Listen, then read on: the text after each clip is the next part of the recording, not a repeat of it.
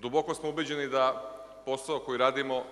ima podršku građana, duboko smo ubeđeni da posao koji radimo ima podršku i, što kažu, sistema, ali kao nikad do sad nismo imali podršku javnih ličnosti i ja se zaista iskreno u svoje ime i u ime svih pripadnika Ministarstva odbrane i Vojske Srbije zahvaljujem svima koji su u protekloj godini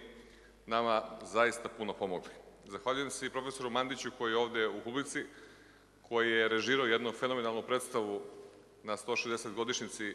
Vojne akademije, ali se zahvaljujem ovom prilikom svakako i svoj trojici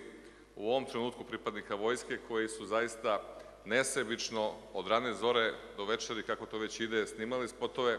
Ono što izgleda jednostavno kad je Vuk Kostić u vodi, verujte mi, on će vam reći kolika je temperatura bila i da li je to tako jednostavno, ali svakako je jako, jako lepo. Mi ćemo